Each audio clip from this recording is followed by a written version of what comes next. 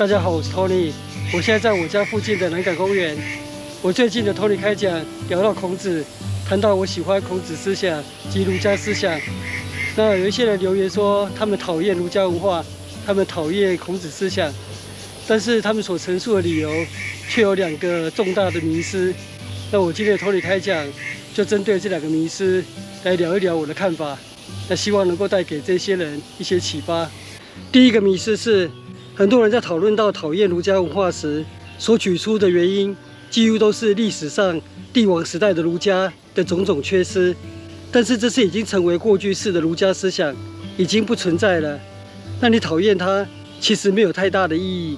你应该讨厌的，或是批判的，应该是我们身处的当代社会，儒家思想对我们现在生活的影响，有什么缺失，有什么不合宜的地方，所以我们讨厌它，我们批判它。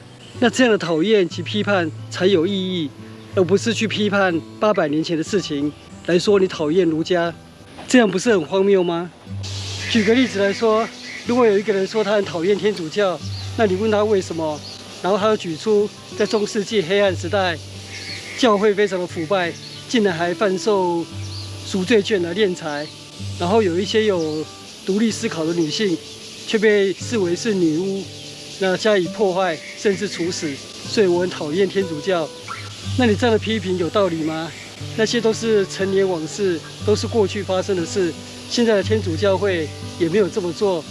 所以如果你真的讨厌天主教，那你应该是举出说现在的天主教它的一些做法，或者说它的一些思想，在我们现代社会它有哪一些不合时宜的地方，或是不恰当的地方，那所以你讨厌它。那你就提一些已经是过去的事，它也不会再发生。那你就讨厌一个已经是不存在的东西，那是没有道理。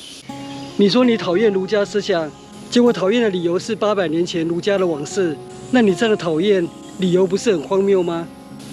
第2个迷思是，有些人在批评儒家文化时，仿佛把儒家文化当作是一个外在的东西，然后这边指责这个东西非常的差劲，我很讨厌它。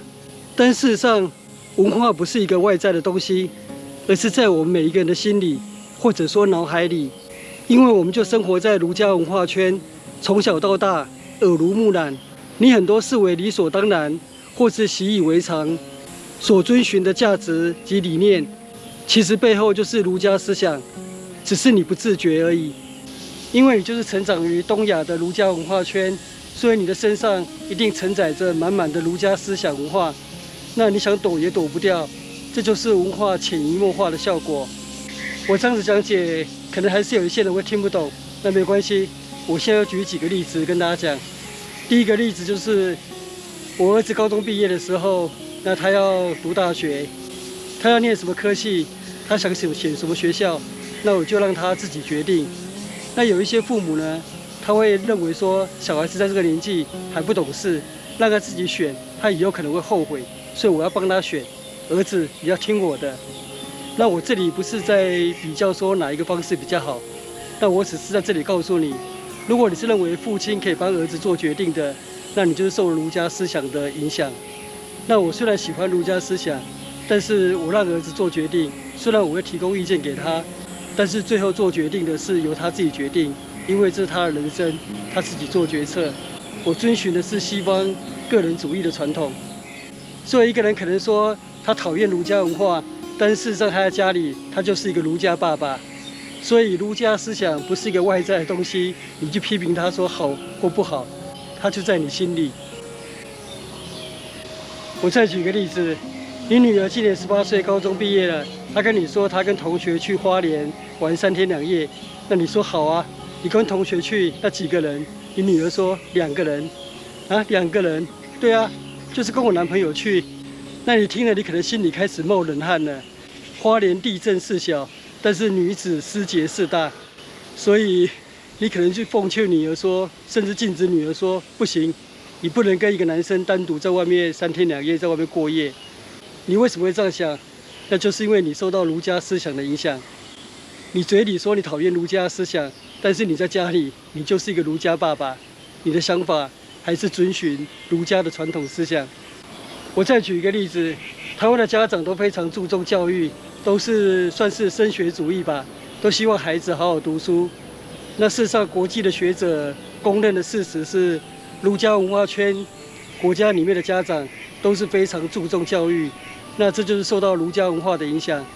所以你可能讨厌儒家文化，但是你就是一个儒家爸爸。也许你嘴里说讨厌，但事实上在日常生活里面，你就是一个儒家思想的遵循者。我要再举一个例子，是台积电这家公司。这家公司被誉为是台湾的护国神山，是台湾的骄傲。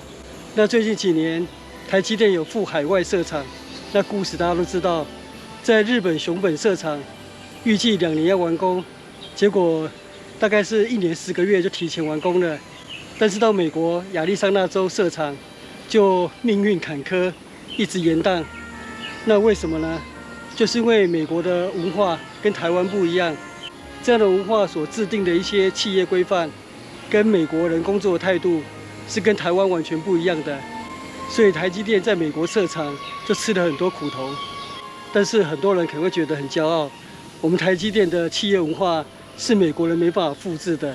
美国人就想自己设立晶圆代工厂，那他们也搞不过台积电，因为台积电这种独特的企业文化是美国人学不来的，也没办法适应的。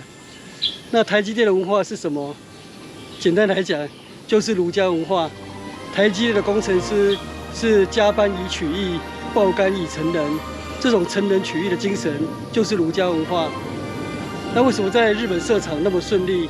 就是因为日本也是属于东亚的儒家文化圈，所以只要把台积电的这一套搬到日本去，那就能够很顺利的设厂。但是你要搬到美国去，就会水土不服。所以可能很多人说我很讨厌儒家文化，但是台积电它的工程师文化其实就是儒家文化。以上我举的这些例子，就是要点破你的迷思，就是儒家思想它不是一个外在的东西，你去批评它好或不好，儒家思想就活在你心里，因为这是你生长在东亚儒家文化圈里面，从小耳濡目染，你身上就是满满的儒家思想。所以你要讨厌儒家，那么我给你良心建议，就是你要先从讨厌你自己，反省你自己，那这样子你的讨厌才会是有意义的。所以如果你说你讨厌儒家思想，但是你却没有从面对自己、反省自己入手，那么你讨厌儒家思想可能是假讨厌而已，你真正的生活当中，你遵循的还是儒家思想给你的影响。那以上就是我今天的Tony开讲，希望这样的一些观念的分享能够对你有一些的启发。那我今天的开讲就到这边结束，谢谢收看，我们下次见，拜拜。